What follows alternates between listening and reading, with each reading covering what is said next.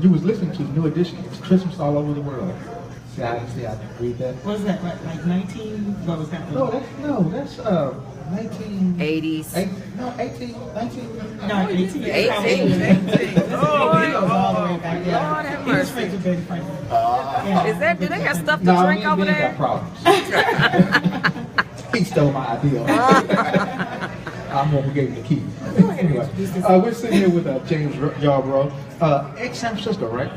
No, New York Giants. You better get it right. You should say FL Giants. We just got to talking to the Nero guy. It's him. That's what you concussions. Yeah, it's Yes. him. I'm making him. From a golf. I'm making him an appointment. Sitting on the I didn't bench. win that game. I don't recall that. I don't even know how you get a concussion from sitting on the bench. You fall off. Of the We're bench. gonna make him an appointment this week Okay, Yeah. got lined up. with the Neuro Care Rehab Hospital. All right, so James, tell us about your you got a nonprofit coming up, right?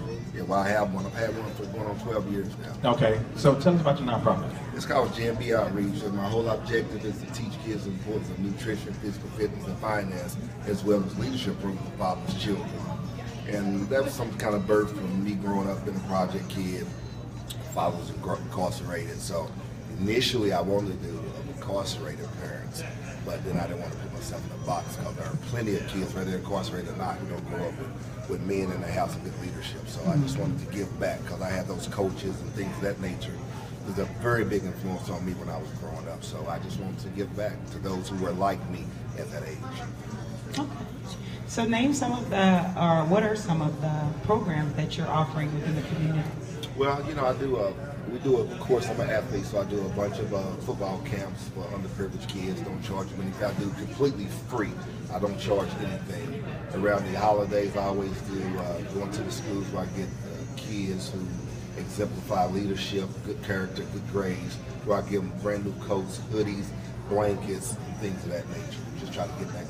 And I want to do it after school program, but that's something I haven't got out the ground yet because it's all about the facilities. Okay, what areas are you working in? Specific areas? I've been in the southern sector, but once again, I try to put myself in the box. And wherever I can help people who come from the same background that I come from, I'll do that. So with my work schedule being so crazy now, I haven't been able to get as engaged the way that I was at one particular time, but that's something I'm shooting for in the future. Well, so you've been doing it for 12 years. What's the most joy you've gotten out of the program? Believe it or not, you can believe this, I was in the barbershop, and I'm very big on these kids sagging with the pants down. That's a major pet peeve because my kids still joke with me because I tuck my shirts in. That's just what we grew up. Being very neat, you know what I'm saying? So, Got mine tucked in. long story short, Yeah, he tucks my everything kids would in. give him the business. Right? Oh, his kids give him the business. Would you take that shirt out, please? Yes. Daddy, come on, really? Okay, we talking about you now. But like I was saying, I was in a barbershop, and I seen this kid walk in, and he had a little brother. I didn't know it was his little brother until I said, "Excuse me, young man, can I talk to you just a second, no disrespect." Yeah. I said, "Well, would you pull your pants up on you?" I said, "What are your plans? What do you want to do? Is this your little brother?" And he's like, "Yes." I said, "Do you realize that you leave an impression on him, on how you carry yourself?" I said, "Let me get your number. Let's exchange numbers." To take in mind, I've never seen this kid in my life. We exchange numbers. I keep in touch with the kid a little bit. We lose contact a little bit. I see the kid again. So we back communicating one another. The long story, the short story, we're talking about elementary school. Wow. This kid goes on into high school, become an All-American athlete. He goes off to college. And I'm still keeping in touch. I send him scriptures and uplifting things on a daily basis. So God put it on my heart one day, and I just called this kid. And I say, "Well, how are you doing?" He's having a major issue with the transition because he's a real humble and quiet kid. So all of a sudden, he's an Ole Miss about to be put in the spotlight as a starter, as a freshman. And he's a baller, but a real humble kid. So we had this very long, encouraging conversation.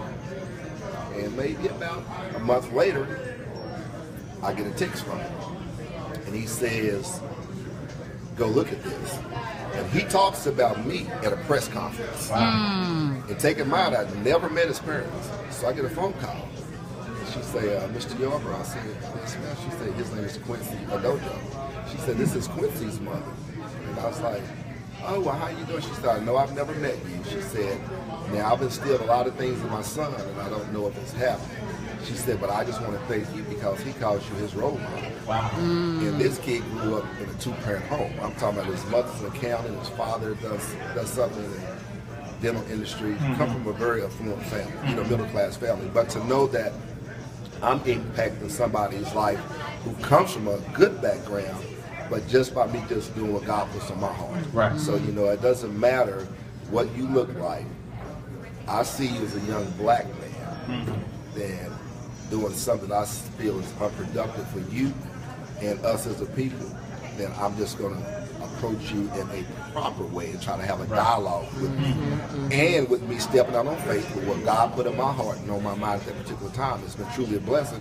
And even crazier, I'm in a man of Omega South 5. I'm in Walmart last night.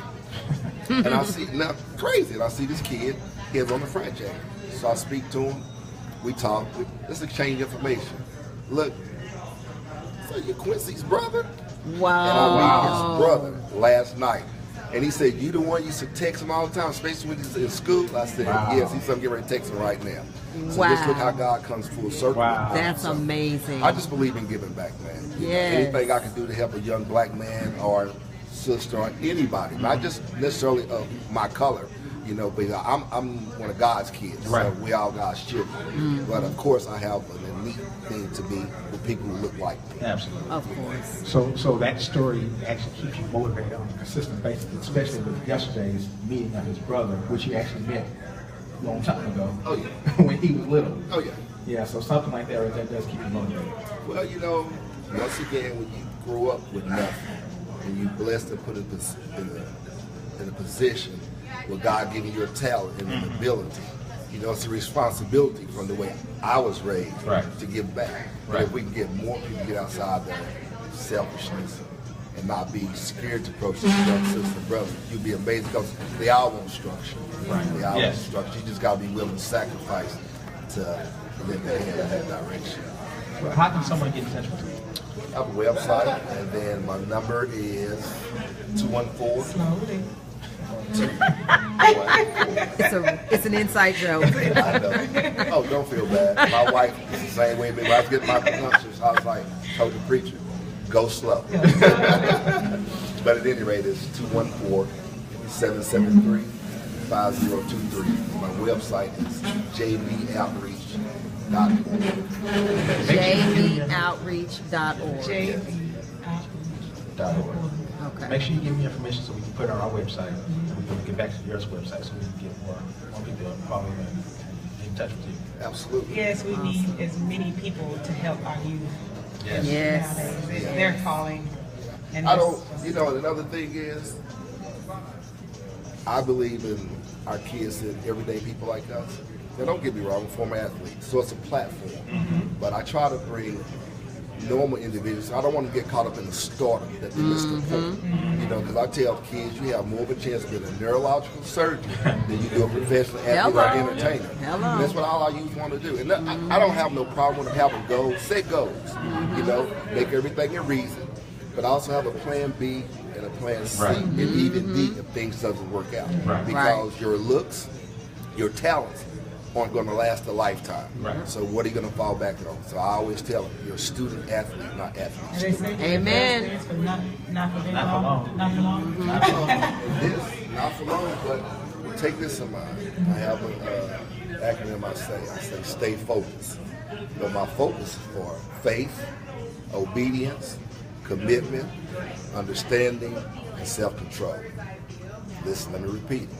Faith, obedience, commitment, understanding, and self-control. That's focus. Absolutely. That's focus. All right. All right. And the next time we get on the golf course, record the score.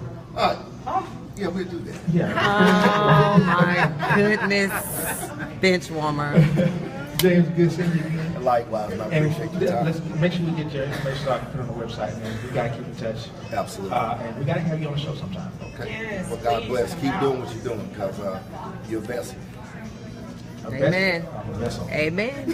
Try to tell you, mister. Try to tell you. Big headed now. Oh, you need to be a humble vessel. Humble. All right, we're glad to have you on this one, Full Sports Talk Radio on fullradio.net. We'll be get you some more music. Of course. We're ready to listen. Yeah, we All got right. some James Brown right now. So, All right. Sounds by your air.